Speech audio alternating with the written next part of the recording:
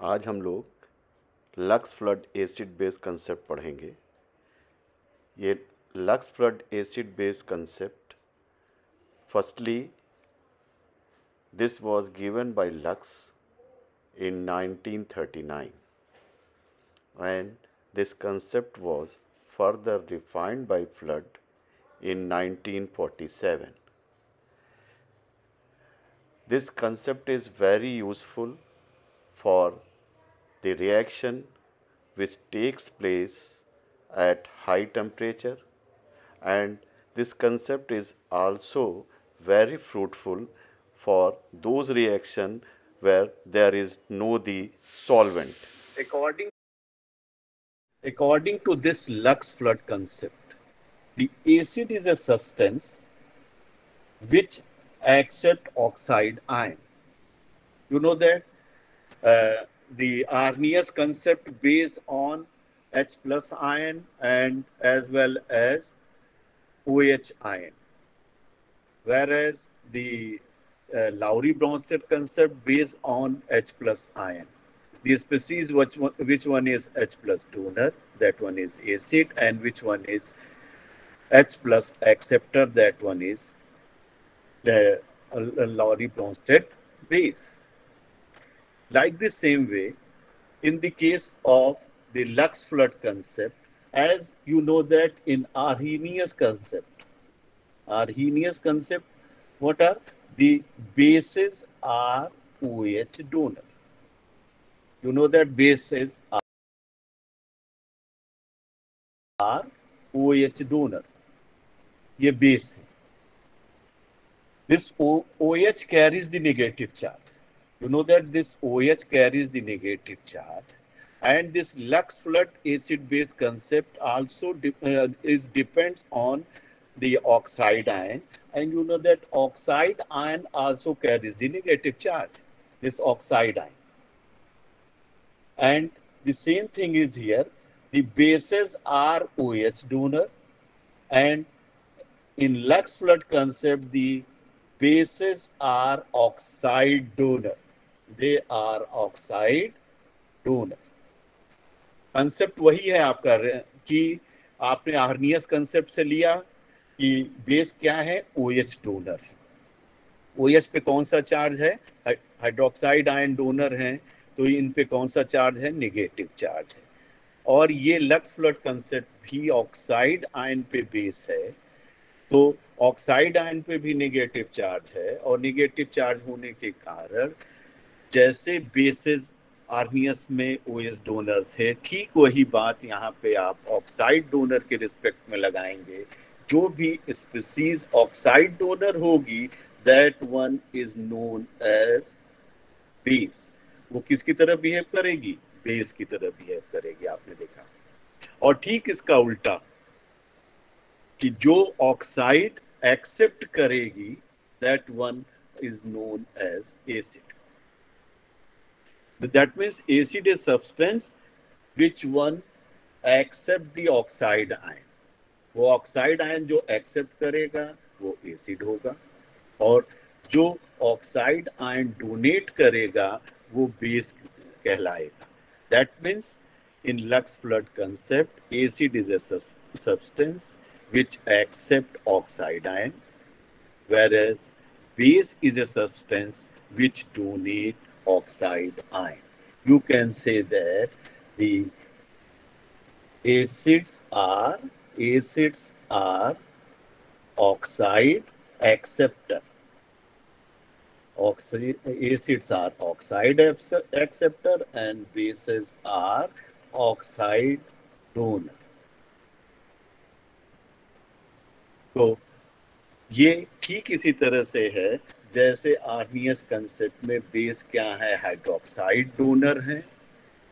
ठीक यही बात जो लक्स फ्लड में जो ऑक्साइड डोनेट करेंगे वो बेस कहलाएंगे, और जो ऑक्साइड एक्सेप्ट करेंगे वो सब के सब एसिड कहलाएंगे.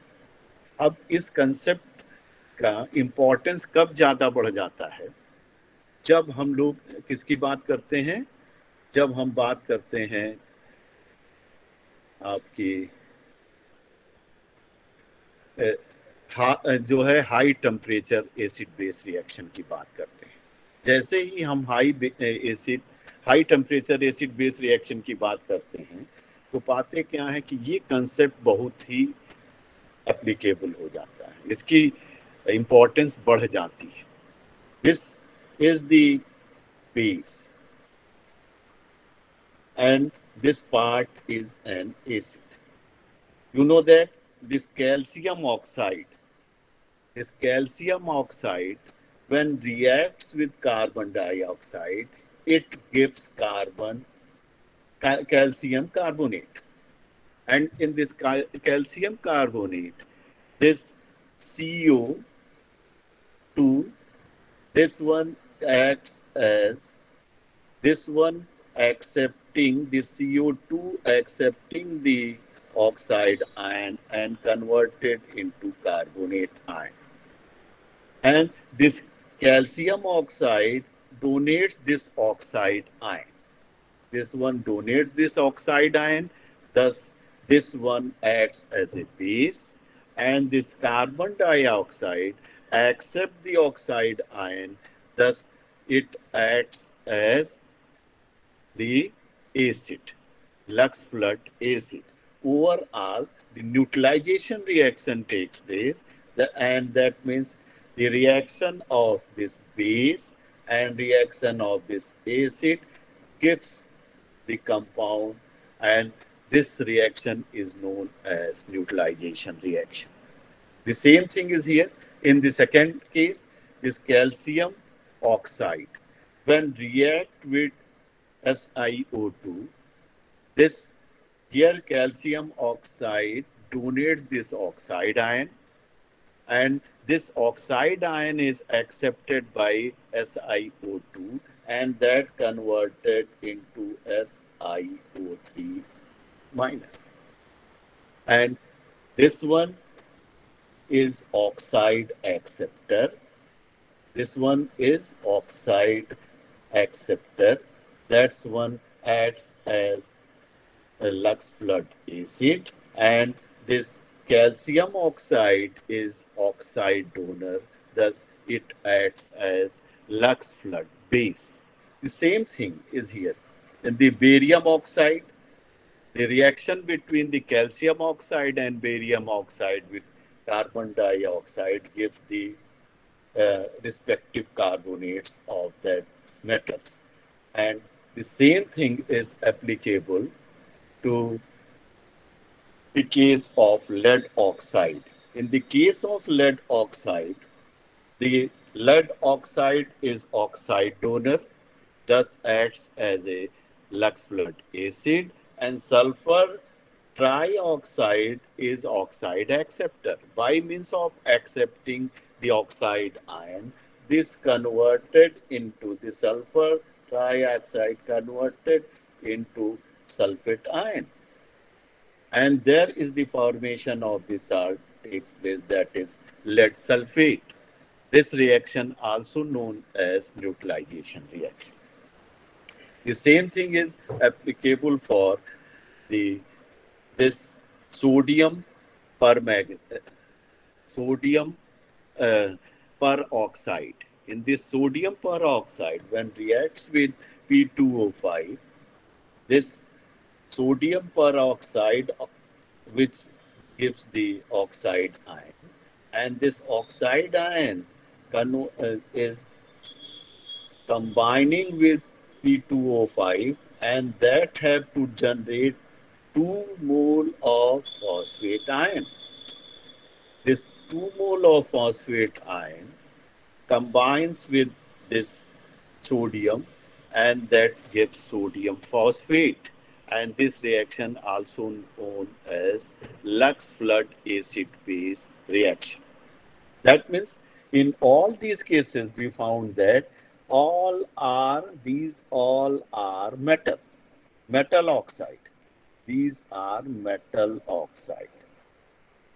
The metal oxide, here the oxide ion attached to metal, and metal have the low electronegativity. That bond is somewhat more polar, and there is the easier donation of oxide ion takes place. Thus, all these acts as a Lux flood base. This they acts as Lux flood base. You see that in all these cases there is Lux flood base, and this Lux flood base reacts with Lux flood acid, and that gives the neutralization reaction. In all these cases, we found that one should act as oxide donor and another should act as oxide acceptor, and such type of reaction generally takes place at high temperature. Now, second thing, some of the oxide, some of the compounds acts as acid as well as base. That means the species which acts as acid as well as base, that one is known as amphoteric species. This amphoteric is nothing but this one part-time, this part-time acid and some part-time base. That means in some cases it acts as acid and in another cases this should act as base. Just for example, when we see the zinc oxide, this zinc oxide, this zinc oxide is a good oxygen donor, oxide and donor. And when this one is oxide ion donor, that means this should act as Lux flood base. This have the basic character that, just for example, in this case, this reaction of zinc oxide with sulfur trioxide gives zinc sulfate. Here, this one acts as oxide donor, and when this one is oxide donor, this should act as base. In this reaction, this one acts as a base. But what's happened in this reaction? In this reaction, what happened there? This ZnO, that means zinc oxide, acts as oxide acceptor. That means there is the formation of zincate ion. You people are aware with zincate. This is nothing but this one is zincate ion, and the formation of zincate ion takes place by the reaction of zinc oxide with oxide ion. And overall, this one is oxide, this one is oxide acceptor. When this one is acts as oxide acceptor, that means this should behave as an acid. That means in these two reactions, in the reaction A and in the reaction B, in the reaction A, it acts as oxide donor, and in reaction B, it acts as oxide acceptor.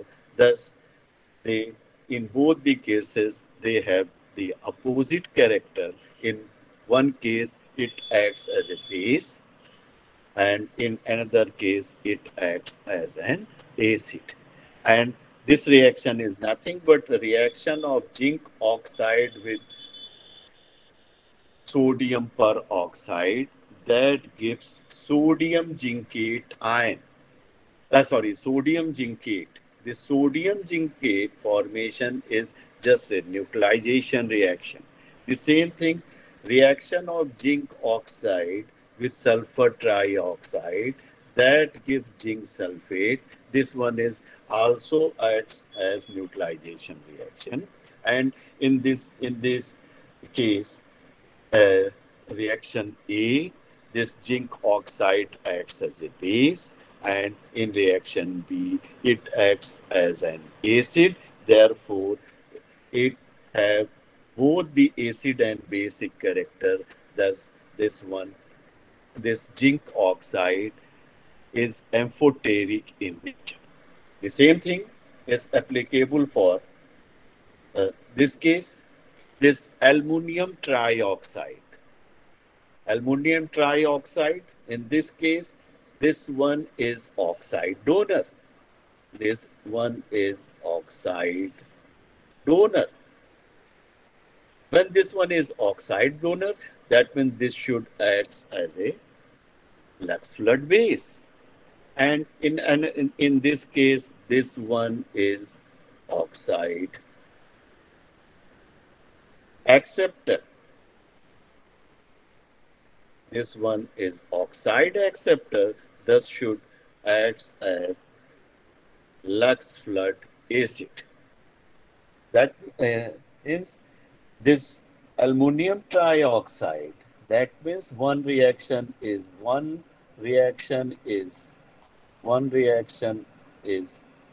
acid, shows the acid character, and another one shows the basic character.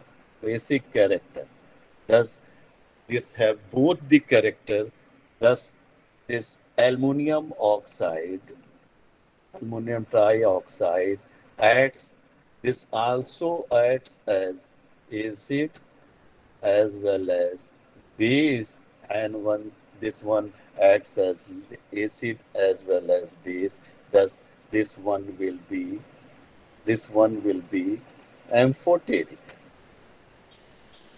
amphoteric in nature.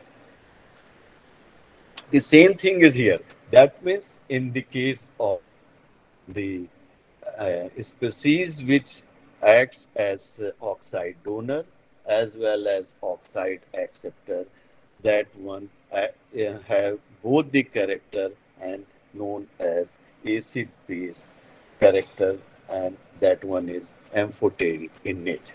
There is a extension of this. अब extension क्या है इसका? कि that one is the Lux flood base. Lux flood base are nothing but oxide donor, and this acids are oxide acceptor. The same thing, this one is similar in Arrhenius concept.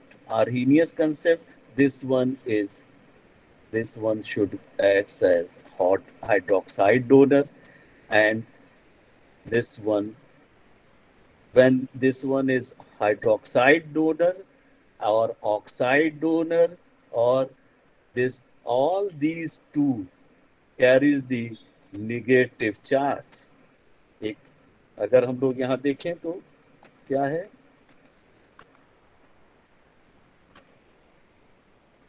इन सब पे आप देख रहे हैं कि क्या है, कौन सा चार्ज है, निगेटिव चार्ज।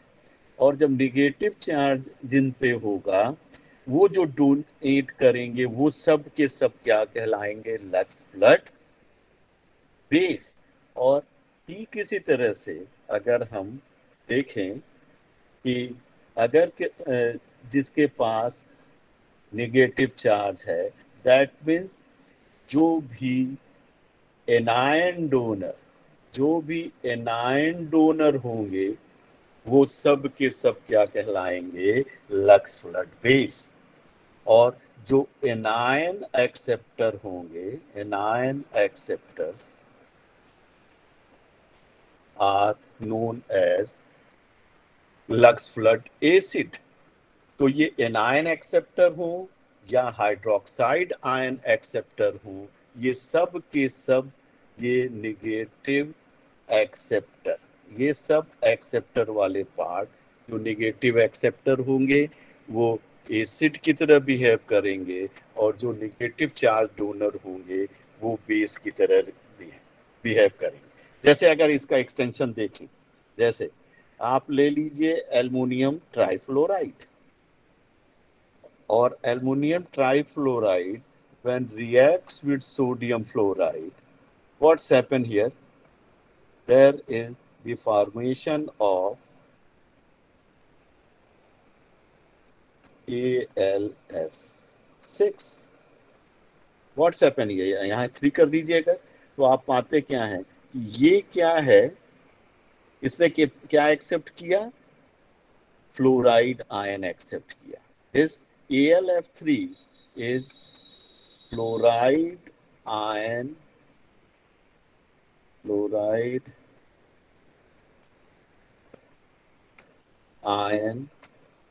एक्सेप्टर. और फ्लोराइड आयन पे कौन सा चार्ज है, नेगेटिव चार्ज. और क्या है, जो नेगेटिव चार्ज एक्सेप्टर होंगे वो सब क्या होंगे, लक्स फ्लड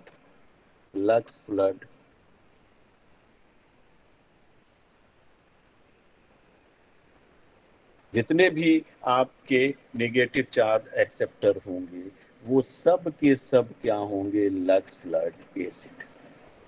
और जो डोनेट करेगा वो सब के सब क्या होंगे, लक्स फ्लड बेस.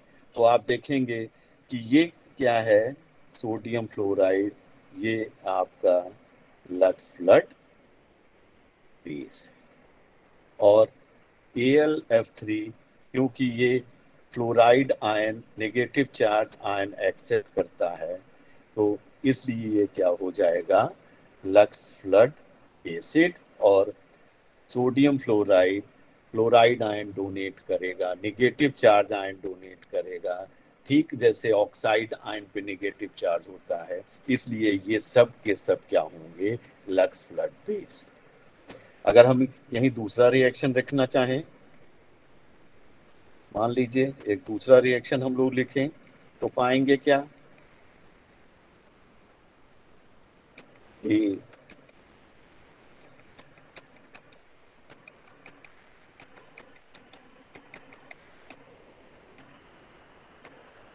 अब अगर आप रिएक्शन देखें, CS2 प्लस सोडियम सल्फाइड, तो यहाँ पे there is the formation of Na2CS3. तो ये क्या है, यहाँ पे देखिए आप क्या है, ये सल्फाइड आयन है, S2 आयन. इस पे कौन सा चार्ज है, नेगेटिव चार्ज है. और ये क्या हो रहा है, डोनेट हो रहा है. तो ये क्या होगा, बेस की तरह भी है. और ये क्या कर रहा है, this one is converted into CS3 minus. इसने क्या किया है, सल्फाइड आयन एक्सेप्ट किया है, this one accepting sulphide ion पे नेगेटिव चार्ज एक्सेप्टर है. Negative charge acceptors are known as acid. ये सब के सब क्या होंगे, एसिड की तरह बिहेव करेंगे. तो आप देख रहे हैं कि या तो ऑक्साइड आयन डोनेट करे या नेगेटिव चार्ज आयन डोनेट करे. देखिए यहाँ ऑक्साइड आयन डोनेट कर रहा है या नेगेटिव चार्ज आयन डोनेट कर रहा है. तो वो सब के सब क्या होंगे, लक्स फ्लड बेस कहलाएंगे. और जो इसको एक्सेप्ट करेगा, चाहे ऑक्साइड आयन एक्सेप्ट करे, चाहे फ्लोराइड आयन एक्सेप्ट करे, चाहे सल्फाइड आयन एक्सेप्ट करे, वो सब के सब क्या कहलाएंगे, लक्स फ्लड एसिड कहलाएंगे. तो ये इसका एक्सटेंशन है. और बाद में जब हम आपको सनोविच कंसेप्ट बताएंगे तो आप देखेंगे वो सब उसमें सबका निचोड़ रहेगा, सारे उसमें इंक्लूडेड रहेंगे. उस lux flood acid base concept हो, चाहे आर्नियस कंसेप्ट हो, या लॉरी ब्रोंस्टेड कंसेप्ट हो, या लेविस एसिड बेस कंसेप्ट है, सबको हम लोग इंक्लूड करके क्या बनाएंगे, उसनोविच कंसेप्ट की बात करेंगे. तो आपने देखा कि जितने भी ऐसे हाई टेम्परेचर रिएक्शन जहां पे आपको ये ऑक्साइड डोनेट हो रहा है, ये डोनेट हो रहा है, और यहाँ पे जितने ये सब के सब क्या है, आपके बेस की तरह बिहेव करेंगे. और जहाँ पे ये ऑक्साइड एक्सेप्ट होगा वो सब के सब आपके बिहेव करेंगे एसिड की तरह। देखिए यहाँ carbon dioxide oxide ion accept कर रहा है तो इसलिए ये एसिड हुआ। SiO3 ऑक्साइड आयन एक्सेप्ट कर रहा है, कार्बन डाइऑक्साइड एक्सेप्ट कर रहा है, सल्फर ट्राइऑक्साइड, फास्फोरस ऑक्साइड, ये सब के सब क्या हैं, ऑक्साइड एक्सेप्टर हैं और इसलिए ये सब के सब हो गए लक्स फ्लड एसिड। और आप इसी को जनरलाइज कर देते हैं इस ऑक्साइड आयन को जब आप कह देते हैं कि निगेटिव चार्ज आयन डोनर, तो ये एक्सटेंशन हो जाता है आपका lux flood acid base concept का। तो चाहे ऑक्साइड आयन डोनेट करे आपका, चाहे फ्लोराइड आयन डोनेट करे, चाहे आपका सल्फाइड आयन डोनेट करे या ऑक्साइड आयन डोनेट करे, ये सब के सब क्या हो जाते हैं आपके लक्स फ्लड बेस। ये सारे के सारे लक्स फ्लड बेस कहलाएंगे जो ऑक्साइड आयन डोनेट करे या फ्लोराइड आयन डोनेट करे या सल्फाइड आयन डोनेट करे या आप कह दें negatively charge ion donor, negatively charge ion donor. ये सारी जो भी स्पीसीज निगेटिवली चार्ज स्पीसीज को डोनेट करती हैं वो सब लक्स बेस कहलाएंगे और जो इसको एक्सेप्ट करेगा वो सब के सब लक्स फ्लड एसिड कहलाएंगे। और दूसरा कंसेप्ट है आपका अच्छा, एक चीज इसकी लिमिटेशंस हमने नहीं बताई। लिमिटेशंस में आप ये जान लीजिए कि लक्स फ्लड एसिड बेस की लिमिटेशंस क्या हैं। अगर हम लक्स फ्लड एसिड बेस की लिमिटेशन देखें तो पाएंगे क्या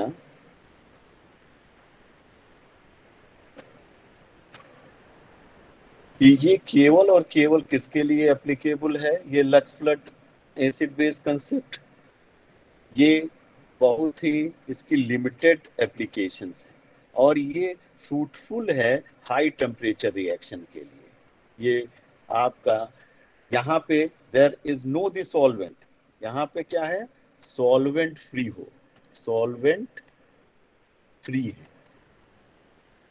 दूसरा ये क्या है, हाई टेम्परेचर के लिए फ्रूटफुल, हाई टेम्परेचर रिएक्शंस हो, इससे आप आसानी से एक्सप्लेन कर पाते हैं। जब हाई टेम्परेचर होगा तो क्या होगा, नो डिसॉल्वेंट, सॉल्वेंट नहीं होगा।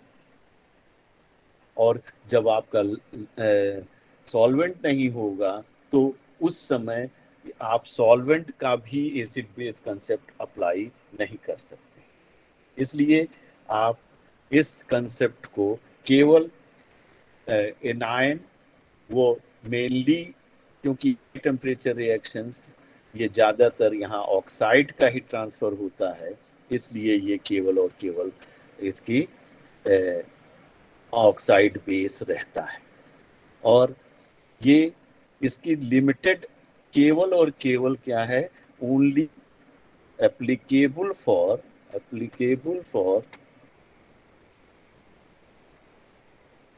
फ्यू रिएक्शंस, ये सबके लिए एप्लीकेबल नहीं है, केवल और केवल क्या है, कुछ रिएक्शंस के लिए ही एप्लीकेबल है। तो आपने देखा कि आर्नियस कंसेप्ट हो गया, फिर लॉरी ब्रोंस्टेड कंसेप्ट हो गया, फिर lux flood acid base concept हो गया। अब हम नया कंसेप्ट पढ़ने जा रहे हैं, लेवाइस एसिड बेस कंसेप्ट। अभी ये कंसेप्ट जब आपका लॉरी ब्रोंस्टेड कंसेप्ट आया था 1923 में, उसी समय लेवाइस ने भी ये कंसेप्ट दिया था। और ये कंसेप्ट किस पे है, ये बेस है, this one is based on electron, ये इलेक्ट्रॉन पे बेस कंसेप्ट है। अब इलेक्ट्रॉन पे भी कौन सा चार्ज है? That means this one is based on electron. This electron carries negative charge. Electron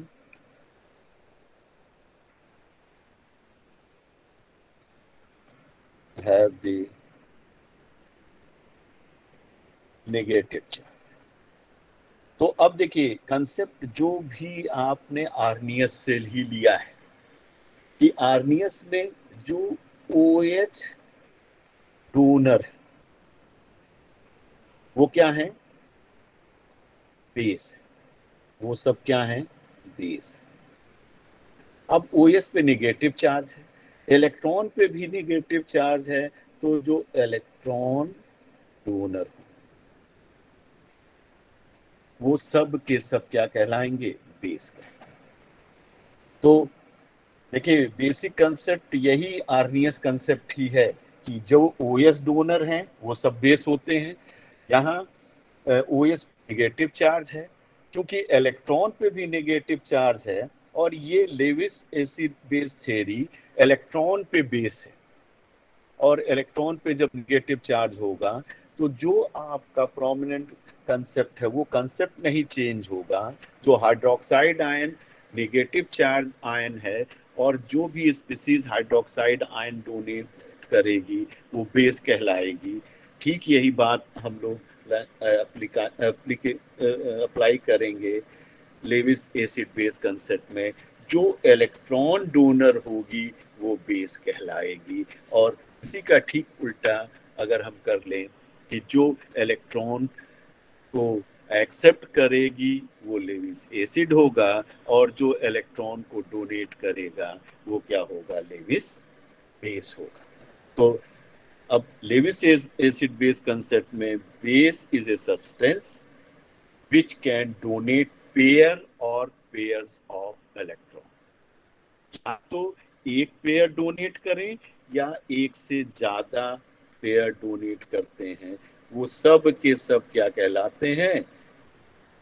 वो सब के सब आपके कहलाएंगे बेस. तो यहाँ पे लेविस एसिड बेस कंसेप्ट में ये इलेक्ट्रॉन पे बेस है, और ये क्लियर इंडिकेशन है कि इलेक्ट्रॉन पे नेगेटिव चार्ज है. तो नेगेटिव चार्ज जो डोनेट करेंगे, दैट मीन्स जो इलेक्ट्रॉन डोनेट करेंगे वो सब के सब कहलाएंगे लेविस बेस. तो अब दैट मीन्स कि इलेक्ट्रॉन पेयर डोनर. तो electron pair donor are Lewis base. और आप जानते हैं इलेक्ट्रॉन पेयर कौन डोनेट करेगा? जिसके पास इलेक्ट्रॉन की अधिकता हो. और ठीक ही है, तो आपको अभी हम आगे बताएंगे कि कौन से इलेक्ट्रॉन पेयर डोनर होंगे. दैट मीन्स कौन से लेविस बेस की तरह बिहेव करेंगे. दैट मीन्स और कौन सी स्पीसीज लेविस एसिड की तरह बिहेव करेंगे. तो आप जानते हैं कि कोई भी एसिड बेस रिएक्शन क्या है कि ये एक दूसरे की प्रेजेंस में ही होता है. अगर एक ये जो इलेक्ट्रॉन डोनेट हो रहा है, ये कोई स्पीसीज अगर इस इलेक्ट्रॉन पेयर को एक्सेप्ट करने वाली होगी तभी रिएक्शन होगा, वरना रिएक्शन नहीं. तो ये जो इलेक्ट्रॉन पेयर डोनेट हो रहा है वो कहलाता है बेस. और इस इलेक्ट्रॉन पेयर को एक्सेप्ट कौन करने के लिए कोई एक स्पीसीज होनी चाहिए. वो स्पीसीज जो इलेक्ट्रॉन पेयर को एक्सेप्ट करेगी वो स्पीसीज क्या कहलाएगी? एसिड. तो आप देखते हैं कि जो भी स्पीसीज इलेक्ट्रॉन पेयर को एक्सेप्ट करेगी वो सब की सब क्या कहलाएंगी? Lewis acid. तो आप कह सकते हैं the acid is a substance which can accept pair और पेयर्स ऑफ इलेक्ट्रॉन. जितने पेयर एक्सेप्ट करेगा वो उसकी बेसिसिटी कहलाएगी. जैसे आप लोग जानते हैं कि जितना H प्लस डोनेट होता है, देखिए जितना H प्लस डोनेट होगा वो क्या कहलाएगी, एसिड की बेसिसिटी कहलाएगी, बेसिसिटी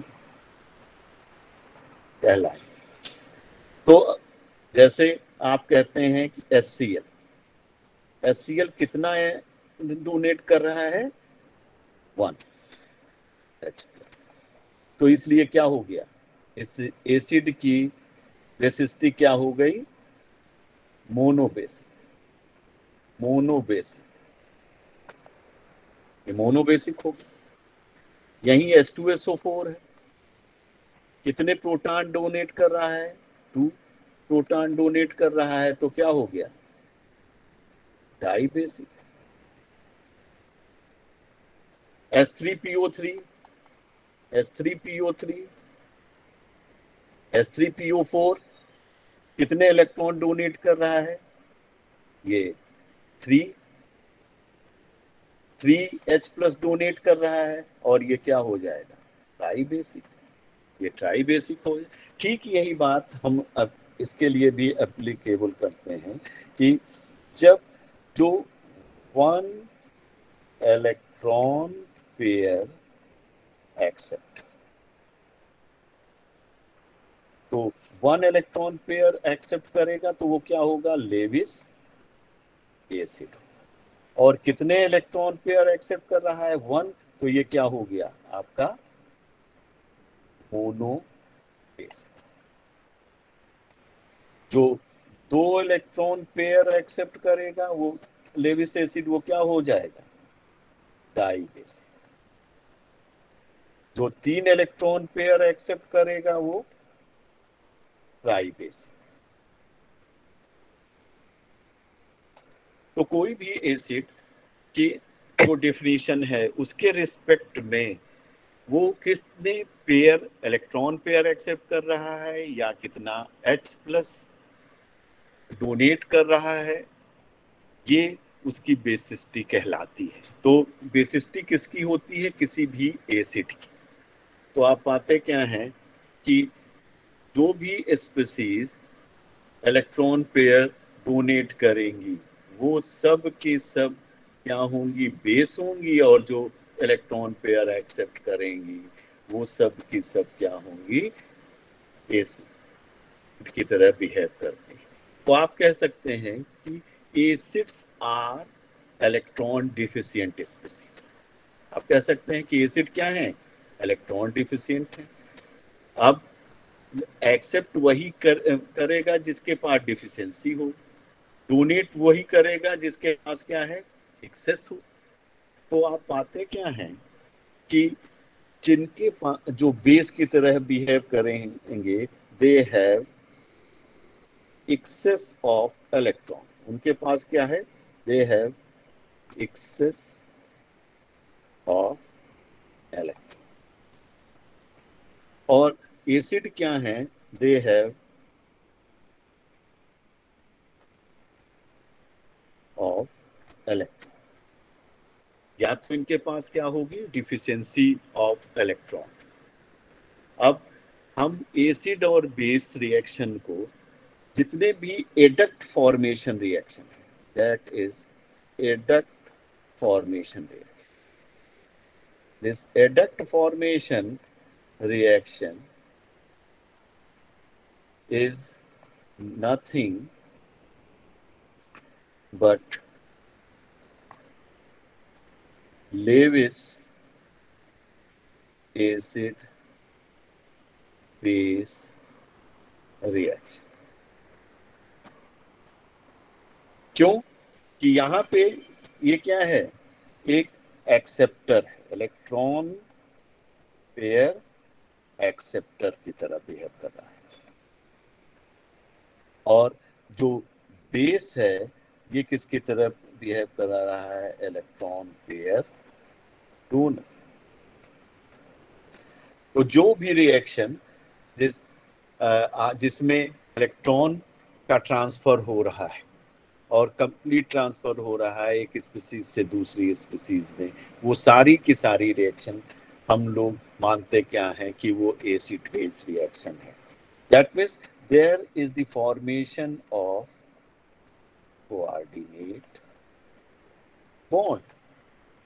आप इसको इस तरह से भी कह सकते हैं कि जहां पे कोऑर्डिनेट बॉन्ड का फॉर्मेशन होगा वो रिएक्शन क्या होगा, लेविस एसिड बेस रिएक्शन होगा।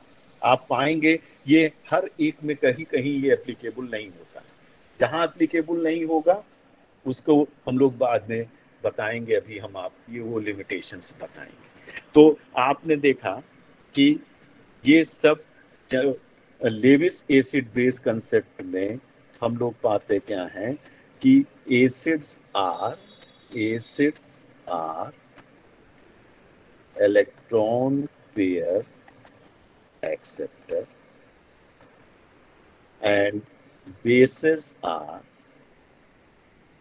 Electron pair donor. तो जो भी स्पीसीज, अब देखिए अगर हम बेस की बात करें, जो भी स्पीसीज जो अगर बेसिस के टाइप की बात करें, टाइप ऑफ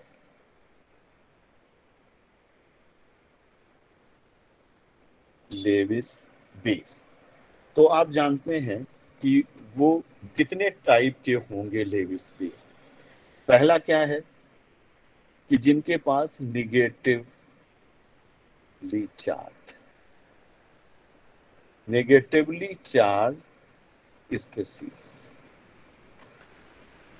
अगर निगेटिवली चार्ज स्पीसीज है वो किसकी तरह बिहेव कर सकती है, आपके आप पाएंगे कि negatively charge species Lewis base की तरह बिहेव कर सकते हैं। दूसरा,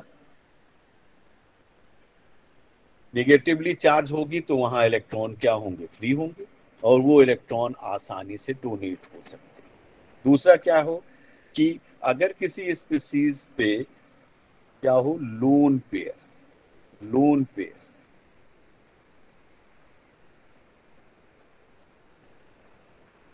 स्पीसीज, अगर किसी स्पीसीज पे लोन पेयर होगा तो लोन पेयर गवर्न होता है केवल वन न्यूक्लियाई से, तो ये भी आसानी से डोनेट हो सकता है। क्यों कि इलेक्ट्रॉन जो डोनेट वही करेगा जो जिसके पास इलेक्ट्रॉन की अधिकता होगी, और या जो इलेक्ट्रॉन आसानी से दूसरे को दिया जा सकता है। अगर वो इलेक्ट्रॉन टाइटली बाउंड होगा तो वो आसानी से दूसरे को नहीं दिया जा सकता है, इसलिए वो सब के सब लेविस बेस की तरह बिहेव नहीं करेंगे जो इलेक्ट्रॉन डोनेट नहीं कर पाएंगे।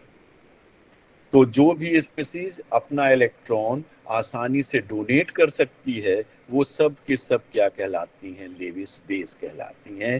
डोनेट कौन सा आसानी से कर सकता है, जिसके पास नेगेटिव चार्ज हो या जिसके पास लोन पेयर हो, और तीसरा आप कह सकते हैं कि जिनके पास क्या हो, double bond.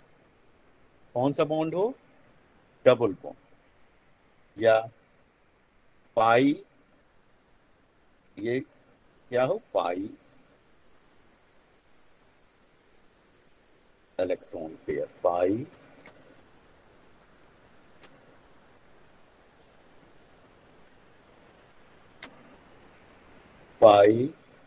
Electron pair, that means multiple bond, multiple bond. क्योंकि आप जानते हैं कि पाई बॉन्ड क्या होता है, this pi bond is weak, this pi bond is a weak bond, और जब वीक होगा that that can easily donate.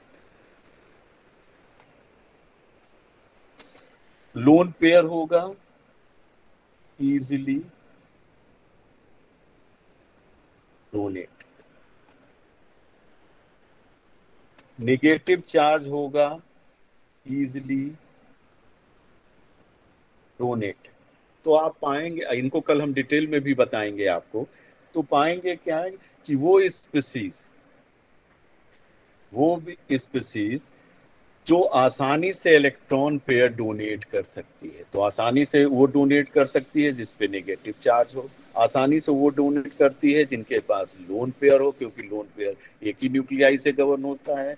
और ये आप देखते हैं कि pi electron, pi bond weak होता है, और ये जो पाई इलेक्ट्रॉन पेयर होता है वो लूजली बॉन्डेड होता है बॉन्डेड एटम से, इसलिए ये भी आसानी से डोनेट हो सकता है। तो जिन भी स्पीसीज के पास ये तीन तरह के इलेक्ट्रॉन की पॉसिबिलिटी होगी, वो लेविस बेस की तरह, लेविस बेस की तरह बिहेव करते सकते हैं। दूसरा, अगर आप देखें लेविस एसिड, तो ये क्या है, ये सब के सब क्या है, इलेक्ट्रॉन पेयर एक्सेप्टर।